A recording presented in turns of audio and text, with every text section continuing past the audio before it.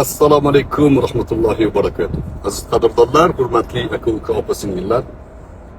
Barchalarga Alloh taoloning rahmati, mag'firati, nusrati va najoti bo'lsin. Anchadan beri sizlar bilan diydorlasha olmayapmiz.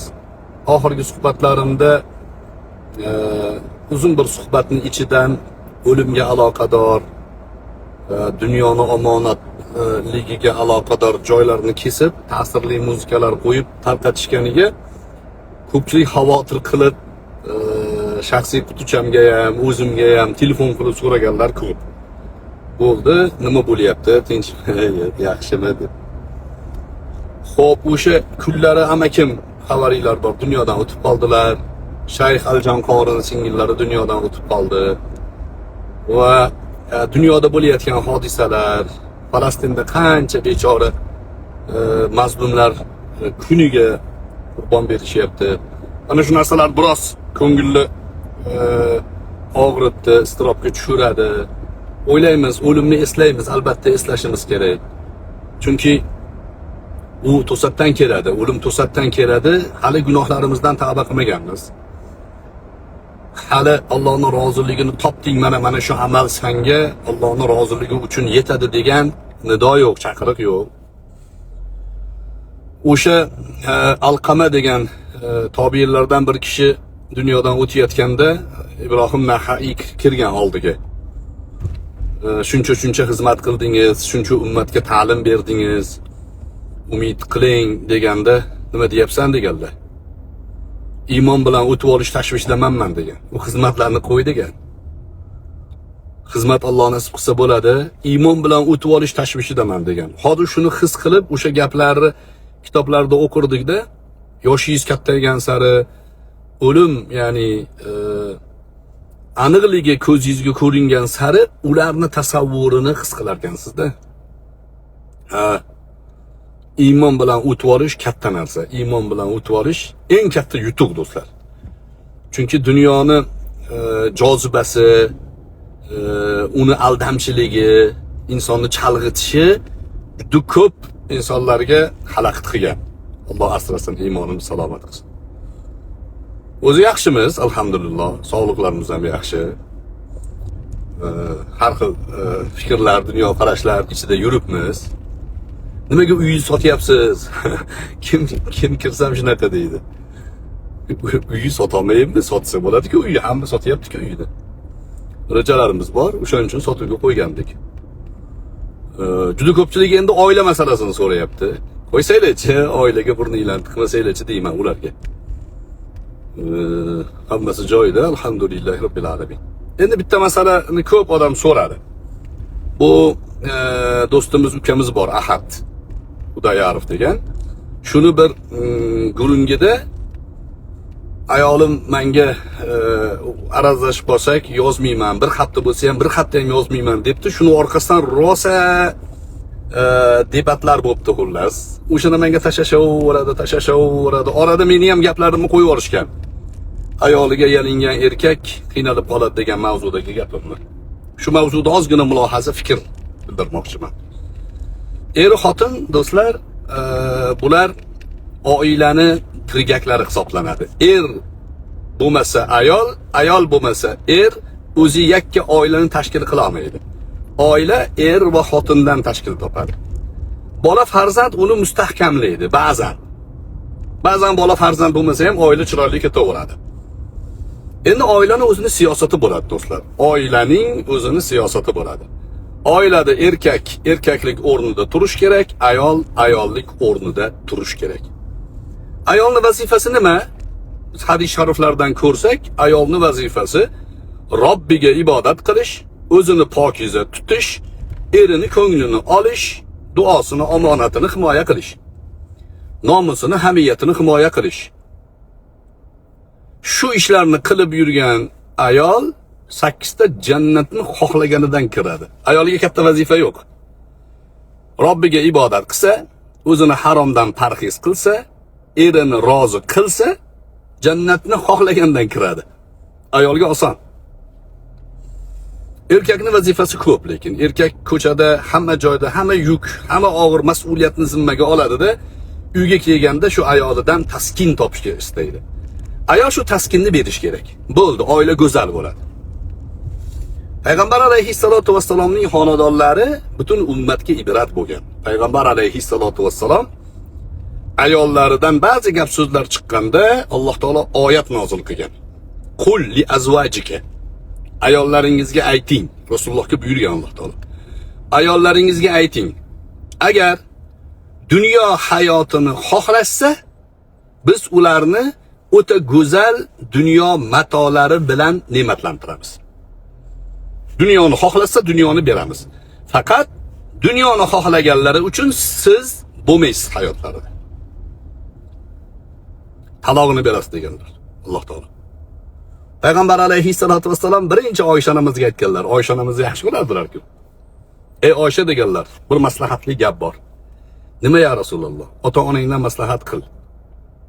Xo'p, nimani maslahat qilay? Alloh taolo menga shunaqa oyat nozil qildi. Agar ayollaringiz dunyoni xohlasa, dunyoni beramiz. Talog'ini berasiz, yashashaveradi. Dunyodan eng yaxshi hayotda kechirishadi. Sizni xohlasa, siz bilan birga hamma narsaga rozi bo'lishadi. Rasulullohga nima imtihonlar, nima yuk kelsa, yonida turib berish kerak bo'ladi. Umumiy mafhumi shu. Oysha onamiz Payg'ambar alayhissalomga qarab, "Ya Rasululloh, shuni ota-onam bilan maslahat qilamanmi?" degan. "Sizni tanlaymanman" degan. Birinchi javob shu. Keyin Zaynabdan so'raganlar, keyin boshqa onalarimizdan hammalari Oysha onamizni gapini gapirishgan. Rasulullohni tanlashgan.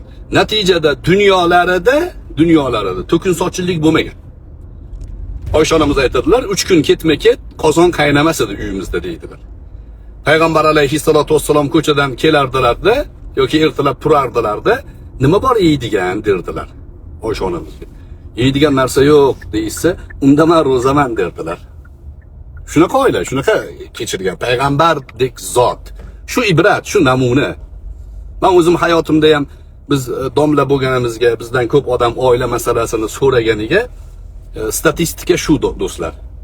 Qiyinchilik bilan, dunyoda ozgina tortilish bilan, ozgina ya'ni yetishmovchilik bilan hayot kechirayotgan oilalar mustahkam bo'ladi. Yetishmovchiliklarga sabr qilgan oila eng mustahkam, eng muhabbatli, eng baxtli oila bo'ladi. Aksi oilasida hamma narsa yetarli bo'lsa, yegani oldida, yemagani orqasida, hech kim uni bezovta qilmaydi, mushugini hech kim pish demaydi, bolalarini xizmatkor qaraydi, o'zi pardoz-andozdan boshqa ishi yo'q. Mana bu oilalarda kelishmovchilik ko'p bo'ladi. Nimaga? Nafsning tabiati shunaqa. Nafs yana deyaverar ekanda. Taqvo egalari ana shu nafsni tarbiyalash kerak degan yo'ldan yurgani uchun oilaning mustahkamligini saqlab qoladi. Bular nimaga aytyapman? Salaflarda Payg'ambar alayhissalomning oilalarida bo'lgan hodisa. Zubayr ibn Avvomning ayoli Asmo binti Abi Bakr zoti bitaqayn laqablari bor. Asmo Zubayr radhiyallohu anhu ga turmushga chiqqanlaridan keyin shunaqa mashaqqatli hayot kechirganlar. Shunaqa mashaqqatli. Mashaqqat ustiga mashaqqat bo'lgan. Aytadilarki, taxminan bir 4-5 chaqirim joydan har 2 kunda bir suv tashirganlar. Suv. Bir kuni Payg'ambar alayhissalatu vassalom jamoa bilan kelayotganlarida Asmoni ko'rib qolganlar, suv tashib ketyapti uyiga. Ha, Asmo, otga chiqib olasanmi? Yo'q deganlar. Chunki Zubayr rashkli erkak bo'lgan. Ayolni rashk qilgan, boshqa odamning otiga minishligini xohlamagan. Asmo kelib aytgan, Rasulullohni ko'rdim, bir otga mindilar, minmadim deganda yaxshi qilibsan degan Zubayr. Keyin xizmatkor olib bergan, Asmoga xizmatkor olib bergan qiyinchilikdagi ayolga. Asmo aytadilarki, qullikdan ozod bo'lgandek rohatlandim degan. Tasavvur qiling. Shularning oilalarida qanaqa insonlar tarbiya topgan. Zubayr ibn Avvom radhiyallohu anhu biroz qattiq qo'l bo'lganlar. Biroz shu rashklari tufayli ayollarni himoya qilib qattiq turardilar. Buni hodisasi siratlarda ma'lum. Lekin bu o'sha Ahad Xudoyorov aytgan holat. Erkak kishi do'stlar, erkak kishi har doim bo'ynini egmasdan tik turish kerak. Erkakning vazifasi. Chunki atrofda dushman ko'p. Atrofda bu erkakni bo'ynini sindiraman degan qancha nomardlar bor. O'sha nomardlarga u kuchi yetadi. U nomardlarga qarshi bo'ynini tik tuta oladi. Erkakni bo'ynini bukib qo'yishi bo'lgan eng xavfli obyekt ayol. Ayol mavzusida ehtiyot bo'lish kerak. Erkakni bo'ynini ayol bukib qo'yadi. O'shaning uchun turmush o'rtog'i arazlashib qolsa, oilada bo'ladi unaqa narsa holatlar. Arazlashib qolsa, shunga o'xshagan hodisalar bo'lsa, ayol erini yalintirishga urinmasligi kerak. Chunki bo'ynini bukishga urinsa, bo'yni bukuk er bilan yashashni xohlagan ayol yaxshi ayol emas. Italiyani bosqinchilariga qarshi urush qilgan Italiya mustamlakachilarini Libiyadan haydash uchun qurollangan Sahro sheri laqabi bo'lgan Umar Muxtor juda jiddiy odam bo'lgan. O'zi o'qituvchi bo'lgan, keyin qo'liga qurol olib mustamlakachilarga qarshi jang qilgan. 80 yoshigacha otdan tushmasdan jang qilgan odam. Shu jang qilar ekan, adirlarda, tog'larda, shu kapalarda yashab yurgan. Chaylalarda yashab yurgan. Tayyorgarlik qiladi, ayoli bola chaqalarini tog'larni oralariga, cho'llarni bir chekkalariga joylaydi-da, kelib dushman bilan urushib, kechqurun yoki bir oyda bir boradi uyiga. Shu kishini yig'laganini insonlar ko'rmagan ekan. Shunaqa jiddiyati kuchli odam bo'lgan. Ayoli vafot etganda yig'lagan ekan. So'rashgan ekan, sizni hech yig'lagan holda ko'rmaganmiz. Ayolingiz vafot etganda yig'ladingiz. Nimaga? Deganda, bu ayolim hamma meni tashab ketganda yonimda turgan. Bu ayolim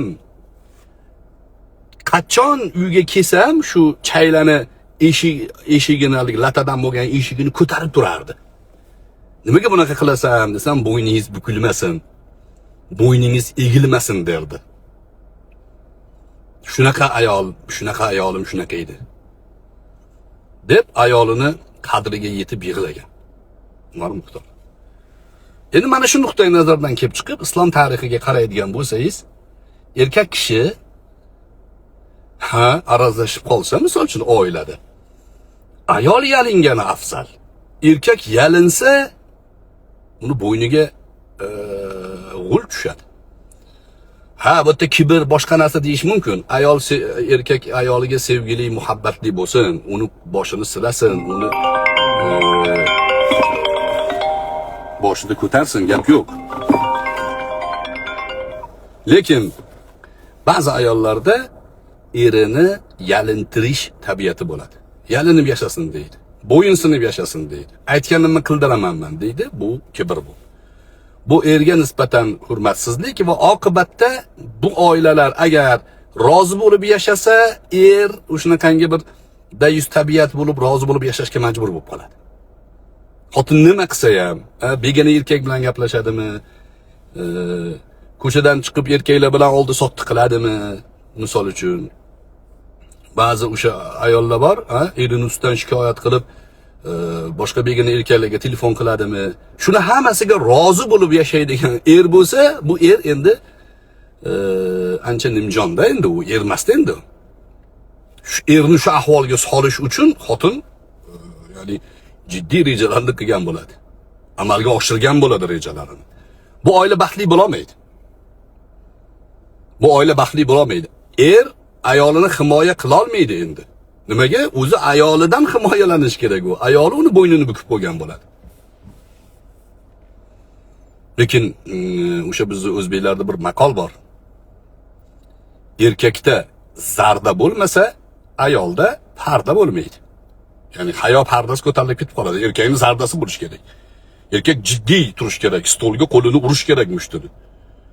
Ana shunaqangi vaziyatda ayollarga nasihat. Pas keling. Tilingizni tiying. Eringizni bo'ynini bukilishini xohlasangiz, o'sha bukilgan bo'yin bilan yashashga majbur bo'lasiz, sizni baxtingiz bo'lmaydi. Nima bo'lganda ham siz xo'p desangiz, eringiz sizga aytganingizni qiladi. Aytganingizdan afzalini qiladi va baxtli hayot kechirasiz. Bu ma'noda Ahad Xudoyorovning gapiga qo'shilaman. Bir haftalab yozmaydigan xotin yaxshi xotin emas u. bir kun arazlasin, hop, bir soat arazlasin, bo'ldi tezda uzr begim meni kechiring desin. Ba'zi asarlarda bor, o'sha Hazrat Ali radhiyallohu anhuni xafa qilib qo'ygan uchun Fatima onamiz kechasi bilan yig'lab chiqardilar. Allohim meni kechirgin deb. Fatima onamiz haqida ham ajoyib bir narsa esimga tushib ketdi, aytib beraman. Oysha onamiz aytgan ekanlar Fatima onamizga. Payg'ambar alayhissalatu vassalom bitta meni bikir holda olganlar. Bitta meni bikir holda olganlar. Deganlarda Fatima onamizni qarang farosatlarini. Fatima onamizning onalari Hadicha onamiz. Hadicha onamiz juvon bo'lganlar. Bu gap Fatima onamizga yetib kelganda aytgan ekanlarki, ha, Oyishani bikir holda olganlar. Lekin meni onam Rasulullohga bo'ydoq holda turmushga chiqqanlar. Oyisha Rasulullohni xotini bo'lib turib keyin turmushga chiqqan degan ekanlar. Muhammadiy farosatni qarang. Faqat qiz bolani bikirligi fazilat hisoblanmaydi degan ekanlar-da. Meni onam Rasulullohni bo'ydoq holida nikohlariga kirganlar. Oyisha Rasulullohni turmush qurganlaridan keyin turmushlariga kirganlar. Hadicha meni onamga yetmaydi degan ekanlar. Ha, Hadicha onamizga yetmagan. Nimaga? Vafoda, sadoqatda, qiyin kunda Rasulullohni oldilarida bo'lgan. Hamma yolg'onchi deganda rost gapiryapsiz degan. Hamma tashab ketib o'rganda oldilarida turganlar. Mol mulklari-yu, joni-yu badanlarini hammasini fido qilganlar Rasulullohga. Shaxsiy manfaatlari uchun Rasulullohni o'zlarini izinlariga yurgizishga harakat qilmaganlar. Vafot etgan yillarini amil huzn degan Rasululloh, xafalik yili deganlar. Ayoling bo'lsa shunaqa bo'lsa. O'sha ajoyib gap bor. Hamma hamroh bo'laveradi, qanot bo'ladigani kam bo'ladi.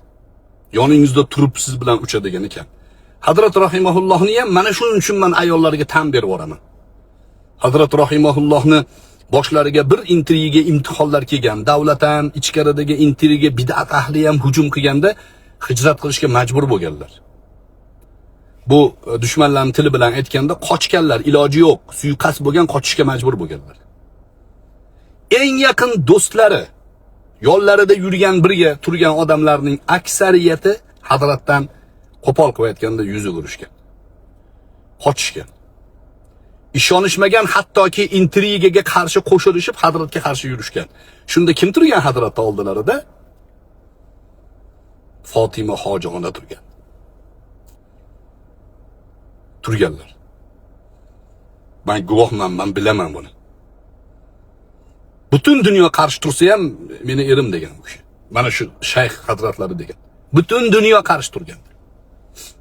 Nimaga desa, Fatima hoji onani onalari tilla xotin bo'lgan.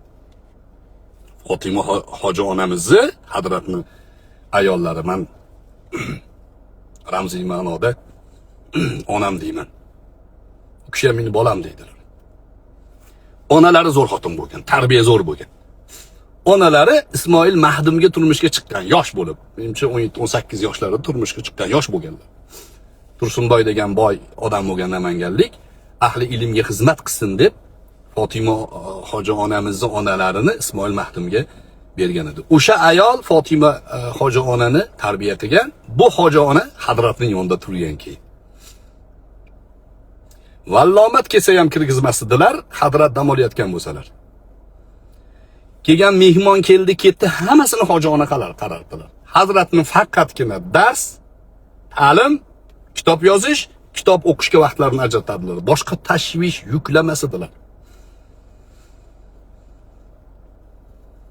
Ashunaqangi ayollarni tarbiyalash, o'shunaqangi ayollarni jamiyatga taqdim qilish hammamizning vazifamiz. Qizlarimiz bor oldimizda. Tarbiyasiga qattiq e'tibor berish kerak. Onalarni yaxshi tarbiya qilishimiz kerak. Onalar millatni tarbiya qiladi keyin. O'sha ma'noda Ahad Xudoyorovga qo'shilaman. Bir hafta yozmasa, yozmayman degani erkak kishi yalinmaslik kerak. Yalinsa xotiniga erkak degan sifati yo'qolib qoladi uni. Bu degani qo'pol bo'lsin, ursin, tepsin degani emas. Erkak erkakligida turish kerak. Ayol ayolligida turish kerak. Hozir ayollar erini taloq qilib yuboraman deb turibdi-da hozir. Shunaqa jamiyatda yashayapmiz. Bo'lmaydi. U ya'ni baxtli oila bo'lolmaydi. Shuning uchun oilaning mustahkamligi er va xotinni bir-birini to'g'ri tushunishligi ustiga quriladi.